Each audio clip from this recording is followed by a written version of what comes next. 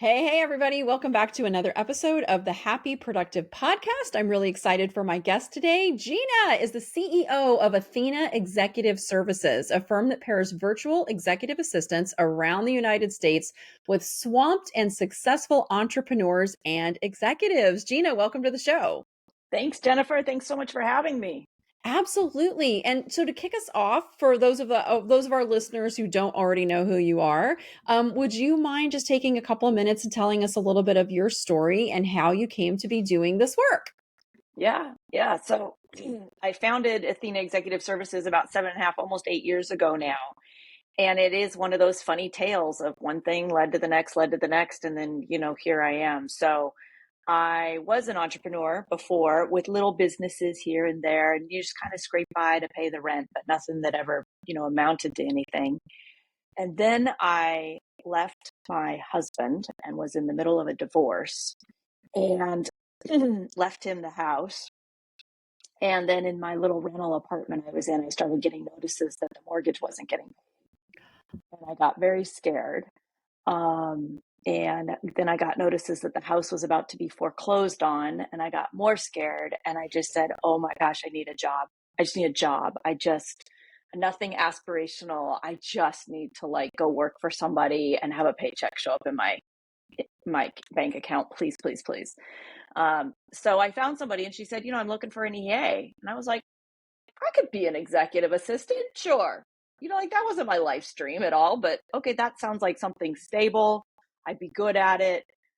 I wouldn't go home stressed out at night. And so I became her EA for a few years. And then she sold her office space and we all started working from home. So then there I was, a virtual executive assistant. And I was like, oh, I love this. I like this. This works and I'm good at this. And her company kind of fizzled out. And later I went to go find myself another CEO to work for and rustled the bushes. And one friend said, yeah, my CEO could use you. And I said, great. And started being his virtual EA. And then she said, I'm planning and I'd like you to plan for that. I would like your services also. So can you plan ahead and maybe next quarter I could have your services too? And I said, no way, I'm full. And she said, oh, no problem. Just find me somebody like you. Dun, dun, dun. Dun, dun. That's where it all began. there's the beginning, exactly. And then I found her one, and then she said, all right, the directors in sales need an admin. And I said, Tiffany, leave me alone. She goes, you really need to open this as a business. I said, I don't want to. I've been an entrepreneur before. I don't want that stress. I don't want that. And she just said, get over yourself, open this as a business and go find me more people. So that was the beginning. So fantastic. And I'd love for us to use this time as kind of like, because I know we have listeners right now of just a little bit of like everything you ever needed to know about hiring a virtual assistant, or if you have a VA that isn't working out for you, like what you should have. Because I think sometimes, even like when I hired my first VA, I didn't really know what to expect. I didn't really know some of the things that they could do for me. And over the years, as I've graduated and gotten better and better and better and had better and better assistants, like it's a game changer when you have somebody to take all that minutia off your plate so that you can really, really focus, whether you're an executive or an entrepreneur. And so let's just like dive in a little bit. So, first question, okay, why do you even need a VA? And I've even had people say, like, what's a VA? I'm like, okay, a virtual assistant. Okay, why do you need a VA? Yeah, well, you don't if you like how things are going right now. Uh-huh. But you got to kind of look and go, all right, well, those days that you go home at the end of the day, or maybe go home means go from your home office to your kitchen or what have you, and you feel drained and you're grouchy and maybe you're not the best husband, wife, spouse, partner, parent, because you didn't like being on hold with that company for an hour and then fixing this issue with your CRM and then getting back to us about the thing and the letter and the thing. And that was your day and it was draining. And so as long as when you look out into your future, a year out, 5 years out, 10 years out, if that's what you would like to keep doing, then you don't need an assistant. You should keep doing what you're doing.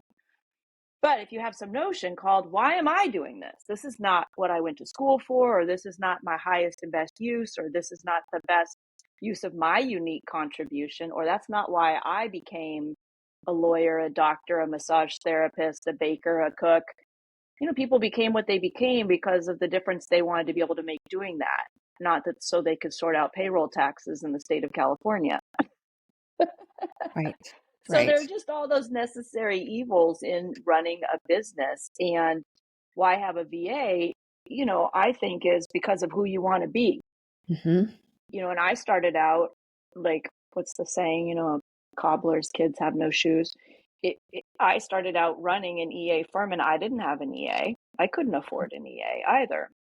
And then soon I hired my own EA because I was like, if I have to do invoicing one more time, I'm going to scream.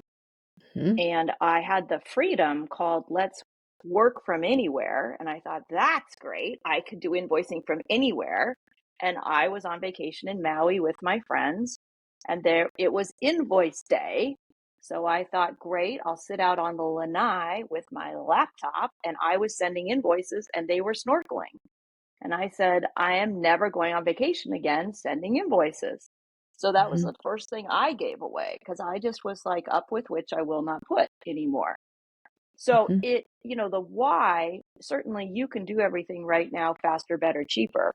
It's just that if you start working with an assistant, I say you're now investing in a future you.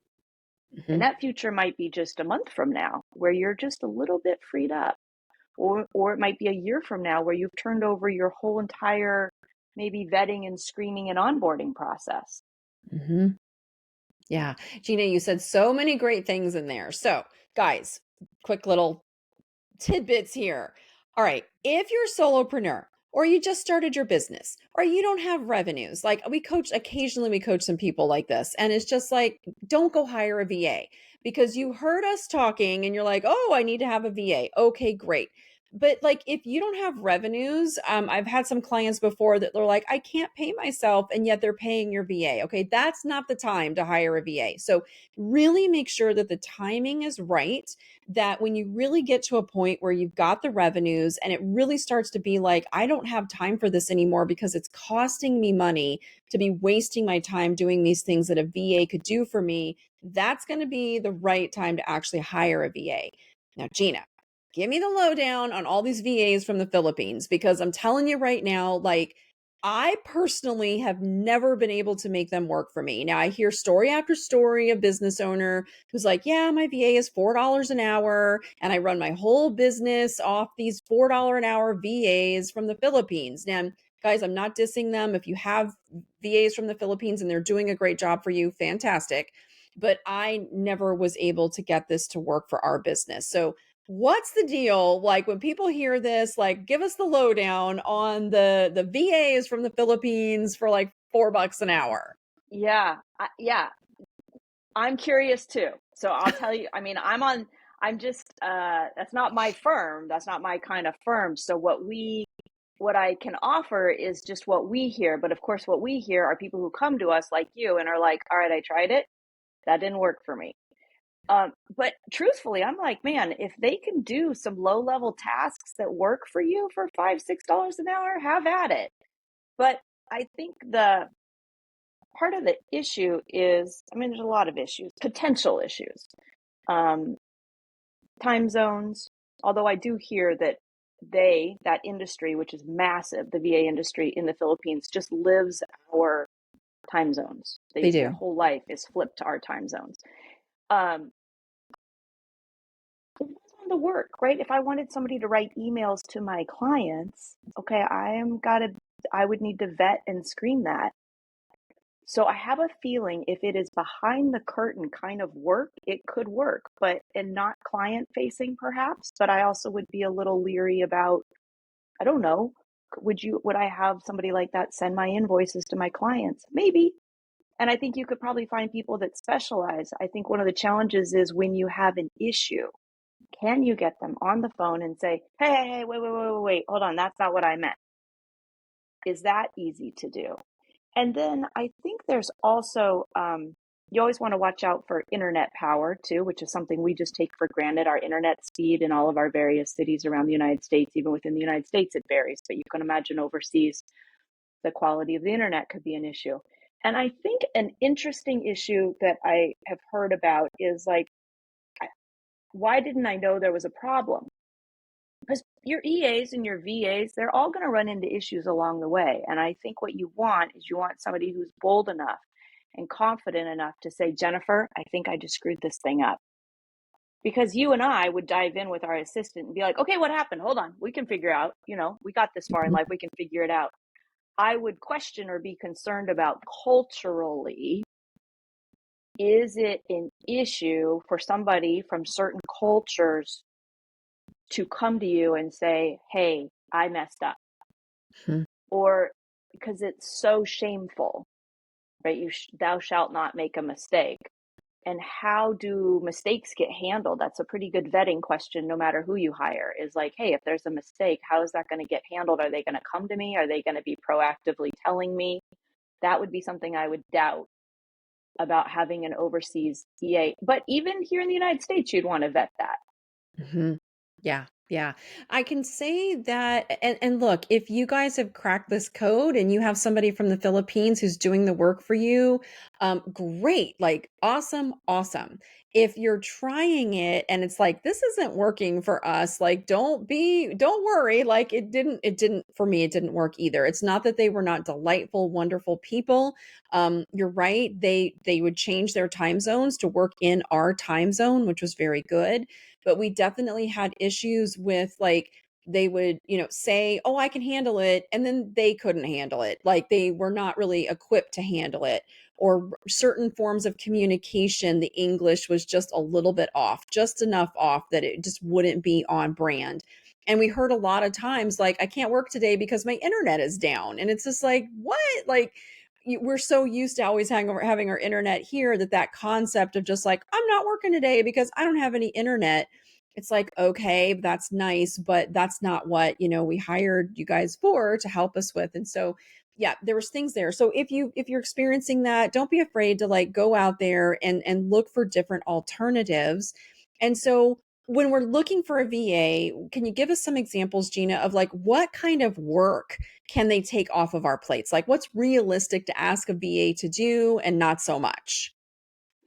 Yeah, it's getting vast right now. It's getting wide. There's not too much you couldn't ask them to do. It's just a matter of they are not a subject matter expert in what you're a subject matter expert in.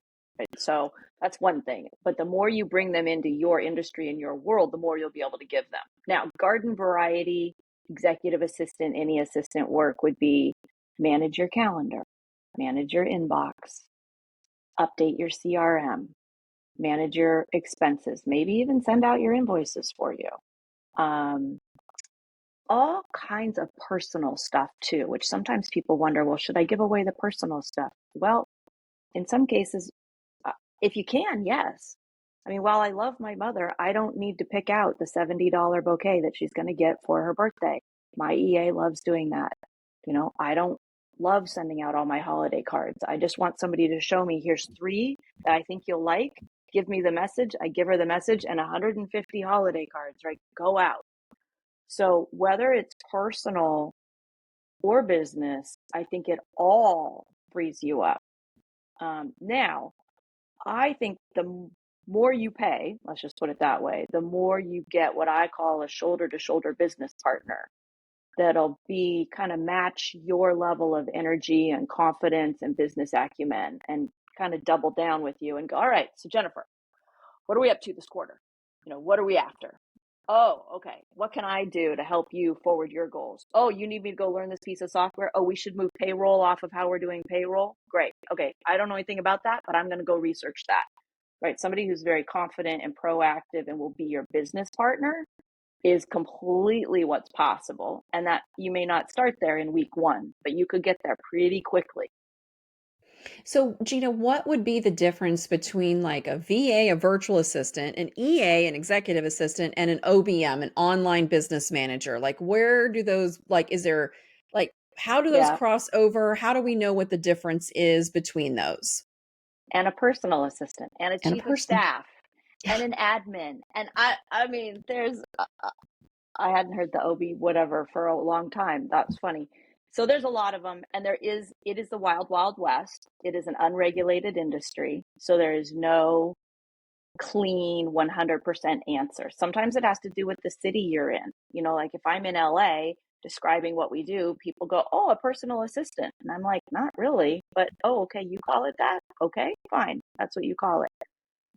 Now, if I think large corporations are a good example. So, like if you go to the Amazon website and you look up admins, you will see in corporate America, right? You've got administrative assistant 1, administrative assistant 2, administrative assistant 3. Now you grow up to executive assistant. Now you have executive assistant 1, 2, 3. And in corporate America, an executive assistant might serve, say, 5 directors or 2 VPs. And as they rise up, then pretty soon it's one-on-one with the CEO, CMO, CTO, that kind of person. So that's the executive assistant world. And I honestly, I can't say there's a whole lot of difference between that and a VA, but I think in the nomenclature, like in how people hear those words, which is why in my firm we call them virtual executive assistants, because I was committed that people got a higher level assistant than a quote unquote virtual assistant. So I think of a virtual assistant as a little more garden variety, but I would be really wrong. I'm sure that in 5 minutes we could line up 100 VAs that are really strong, what I would consider strong executive assistants. So I'm Mm. sorry to say there's no clear answer. I think just because the term VA is so big right now, we're all in that bucket. Yeah, makes sense. And what can a person expect to pay for an assistant? Just I mean, in general, like I ask because I had a good client who was paying, they came in under the label of an OBM, an online business manager, and they were probably paying this girl, I think at least $60 an hour. And she was clueless. She was absolutely clueless. And was not helping our client like do anything that she needed to do. And even when we met with her, it was just like this person has absolutely no business even like trying to do this work. Like it was terrible. But and for $60 an hour, if you're going to invest that kind of money in somebody, like you really want them to be able to pay for themselves. I mean, at the end of the day, if I'm going to invest that money, I want to get that money back in the time that I'm going to save through them. And so give me a ballpark on like, what should somebody realistically be expecting to pay and what should they be getting for that time? Yeah, that too is a wide range. Yeah, that is high. I would say 60 is on the higher end. I'll be completely transparent. We are $55 an hour in my agency. I think that so you have the overseas scene that we talked about. Then you have the US based agencies. I'd say US based agencies run between 35 an hour to I would have said 55 an hour, but now you're saying 60. So it's going up there in between there. Then you can find the unicorn, which would be a solo freelancer, right? She's sitting at her dining room table in Kansas City. She's probably going to charge you $30 an hour, something really reasonable. She's got a high level of business acumen. She's perfect for you. And the problem is now you've got to go find her Mhm. and vet her and screen her and all that. So if you're going to pay a high price, like $55, $60 an hour, I would say there's got to be a really strong agency behind that person who's saying, listen, we're going to handle their performance. You can count on us, the agency, because you're paying an agency rate, right? Mhm. And then they're turning around and paying their staff whatever they're paying their staff. And you Mhm. might ask them what they pay their staff. When somebody asked me that, that kind of knocked me back on my heels. But it's a great question because you're asking, especially if you want your assistant someday to be client facing, represent you with other business associates, and then somebody tells you that they're going to get paid $15 an hour, you might go, oh, okay, the person who's willing to make $15 an hour or is on the market for $15 an hour may not be who I need to have represent me in various places. Mhm. Right. So on the one hand, everybody may be doing the same work, calendar management and CRM updates and all of that, but are you having to drive their performance or is there an agency that's going to drive their performance? And the minute there's an issue, do you have to deal with the human, like, how am I going to tell her that she really screwed this up, but I don't want her to not like me? And no, no, no, no, no, no, no, no, no. Or can you just have a contact at an agency that you can call and say, listen, Amanda kind of screwed something up. Can you fix this? Because Mhm. that's what Yeah. you should be paying the higher dollar for, that for you to have no performance concern. Your job then is just delegate, delegate, delegate, delegate the house and the kitchen sink. Mhm. Makes sense. And I love how you kind of help to explain the difference between contracting one on one with somebody versus the benefits of going through an agency. So you've got that intermediary place there where you can't just be like, hey, they messed this up. Please go and rectify it. As an agency, are you guys also doing that pre screening, that vetting? Because anybody can show up and say, hey, I have this great skill set, but you don't find out until you've hired them. Yeah, not so much. And so as an agency, is that another service that you guys are providing? Yeah, absolutely. And it really is what you're paying for. I say half of what you're paying for is that we are giving you a known quantity, and we've listened to what your needs are. And then we've looked at our resources. So if you need somebody who's going to, I don't know, do a lot of social media work and a lot of graphic work and a lot of design type stuff, well, we have certain people that like love that, and we have other people that are like, don't you dare give me that, I want to be more in this world. So an agency should be able to pair you well, and yes, they've done the vetting and the screening. The other thing to watch out for is, because this is part-time for a lot of people and it's a gig, it's not necessarily somebody's career choice. You want to find that out. Are they just in transition? Are they just transitioning from one situation of life to another? And this is tiding them over?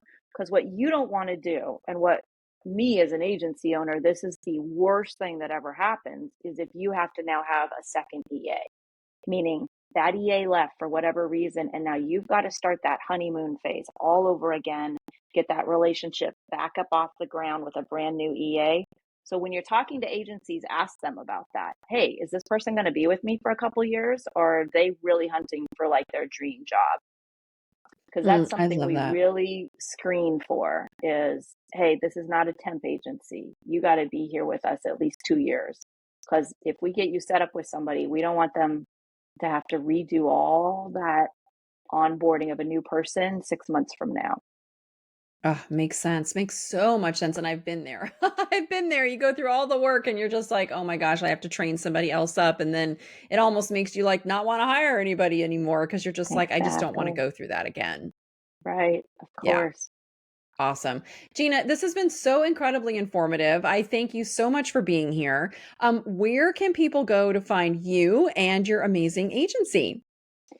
Yeah. Well, our agency is at Athena Executive Services.com. And that's where I would go. And there's all kinds of buttons around there that say, do you want to learn more? And if you click on one of those buttons, you're going to get hooked up with our biz dev manager. Her name's Jennifer.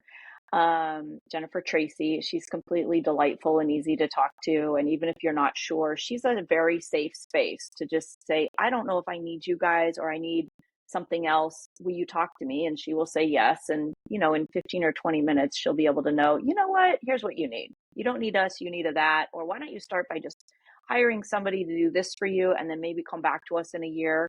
She can help direct you. She does a lot of secret shopping. So she secret shops our industry a lot. So she can point you in the right direction if we're not it. Oh, I love that so much. That's so great. And it's so great to just work with a business that will be honest and say, hey, you're ready for us, you're not ready for us. So I absolutely love that. All right, you guys. So we're going to put all Gina's information in the show notes as well so that you can find her. I really, really hope that from this episode, you've been able to get something from it.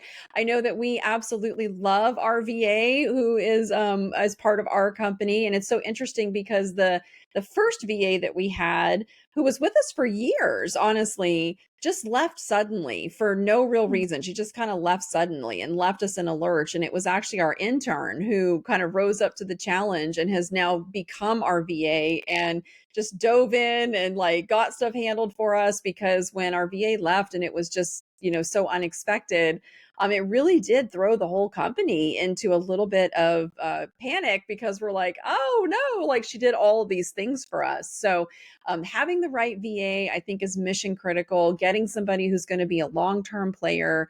I agree 100%. You kind of get what you pay for, making sure that they're vetted and that they have the right skill set. But when you have that person on your team, it can absolutely make just such a difference so that you don't have to deal with all that minutia. So, Gina, thank you. Thank you. Thank you. Thank you for being here and diving into this topic with me, which I know is so important for so many entrepreneurs. Yeah, thank you so much for having me. Love talking about it. Awesome. All right, guys, that's it for today's show. Get out there, hire a VA, or an EA, or an OBM, or an AA, or all these different possibilities. But get out there and get the help that you need so you can take your business to the next level. That's it for today. Get out there and have a happy, productive day, y'all. Bye.